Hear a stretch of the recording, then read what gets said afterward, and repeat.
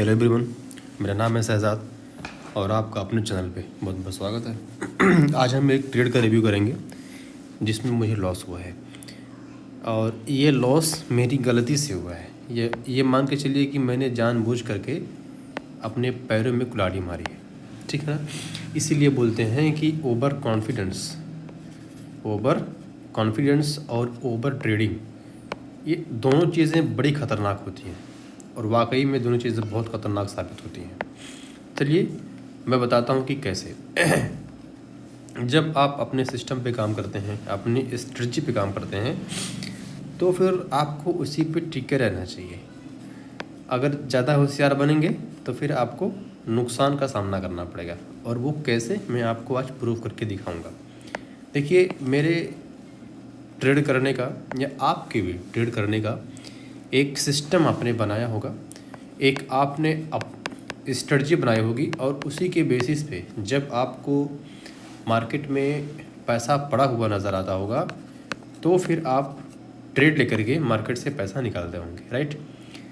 लेकिन मैंने आज उम्मीद पे एक जानबूझ करके गलती की और मुझे यह पता था कि मैं लॉस में जा सकता हूँ। इसका 70% चांस, 70 to 80% चांस है कि मैं लॉस में ही जाऊँगा।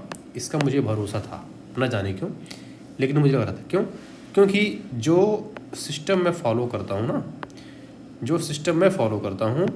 वो सिस्टम के अकॉर्डिंग मुझको मार्केट सिग्नल नहीं दे रही थी कि आपको यहाँ पे एंट्री करनी चाहिए कि नहीं करनी चाहिए।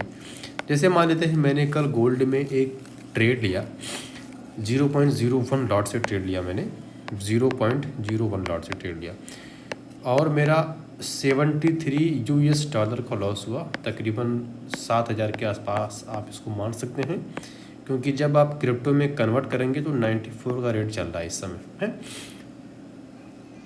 तो 7,000 के आसपास आप इसको मान सकते हैं। अब देखो, ये कल वाली कैंडल है, ये वाली कैंडल यूं वाली कैंडल बनी है, और उसके नीचे की ये वॉल्यूम है। हालांकि वॉल्यूम बहुत अच्छी खासी नहीं है, लेकिन मेरा स्टॉप लॉस तो कटा ना, हमको अपने लॉस से मतलब है, तो हमारा स्टॉप लॉस कटा।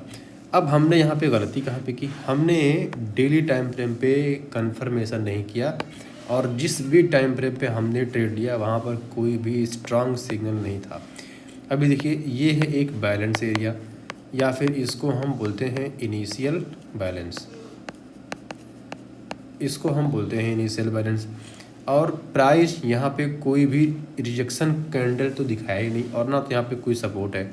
अगर सपोर्ट कोई बन भी रहा है तो एक सपोर्ट तो यहाँ बन रहा है और एक सपोर्ट यहाँ बन रहा है, और एक सपोर्ट ये है पॉइंट ऑफ कंट्रोल का।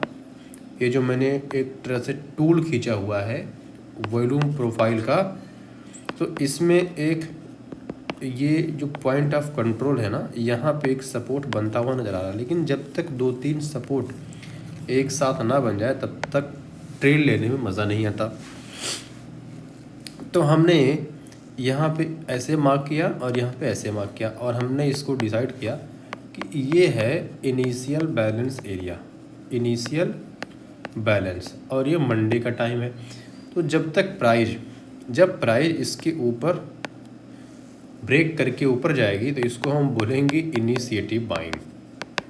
सब कुछ हो नहीं रहा है, ये सब कुछ काल्पनिक मेरे माइंड में चल रहा है, मैं सिर्फ इमेजिन कर रहा हूँ कि ऐसा होगा। और अगर प्राइस यहाँ से ब्रेक करके नीचे आ गई तो हम बोलेंगे इनिशिएटिव सेलिंग, ठीक है ना। ये सब चीज़ें मेरे माइंड में चल रही हैं, और मुझे लगा कि यहाँ से प्राइस ऊपर जाएगी, हाँ मैं फिर बता रहा हूँ, लगा। कन्फर्मेशन अभी कोई नहीं है, कैंडल ने, मार्केट ने, वॉल्यूम ने हमें कोई कन्फर्मेशन नहीं दिया है कि प्राइस ऊपर ही जाएगी, बट हमें लगा, और ये लगना ही -$73 का मुझे लॉस दे गया लगने की वजह से। तो मार्केट में कोई लगना हुआ नहीं होता, मार्केट में पेशेंस और डिसिप्लिन और आपकी सिस्टम पे भरोसा ही आपको लॉन्ग टर्म में प्रॉफिटेबल बनाता है।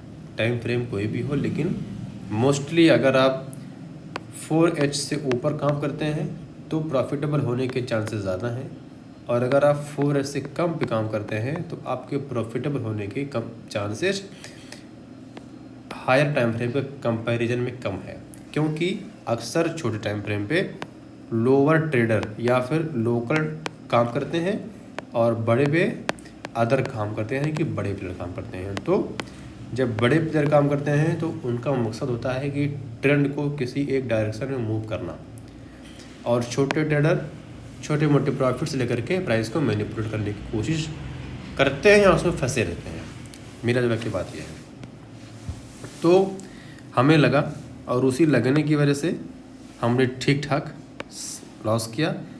अब इससे आपको क्या एक सबक मिलता है, देखिए मैं जल्दी लॉस नहीं होता मेरा, लेकिन मार्केट है, इसमें कोई भी बहुत बड़ा तीस मार खाना नहीं है। लॉस तो करना लाजिम है और लॉस हमारे सीखने का एक तरीका भी है।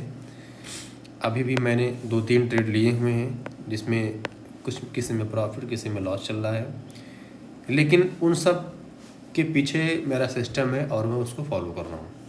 मिसाल के तौर पे अगर प्राइस ये वाली प्राइस अगर डेली टाइम फ्रेम पे या फिर 4 आवर टाइम फ्रेम पे एक ठीक ठाक रिजेक्शन दे दे और एक ठीक ठाक वॉल्यूम बना दे तो फिर मैं यहाँ से बाई करने की कोशिश करूँगा, क्योंकि मार्केट अभी भी अप ट्रेंड में है।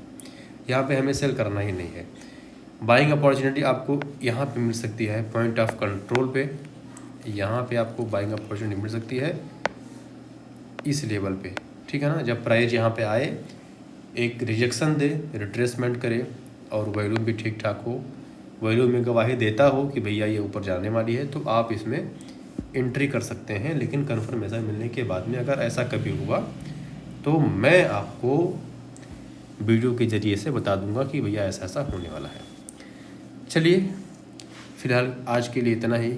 उम्मीद करता हूँ कि जो मेरी एनालिसिस है आपको समझ में थोड़ी बहुत आई होगी, और अगर आई होगी तो चैनल को लाइक, सब्सक्राइब और शेयर ज़रूर करिएगा। और अगर कोई डाउट क्वेश्चन तो उसको कमेंट बॉक्स में ज़रूर पूछिए। हाँ, मैं आपको बता रहा था कि मैंने 2-3 ट्रेड और लिए हुए हैं जिनमें किसी में प्रॉफिट किसी में लॉस चला, तो आपके सामने है।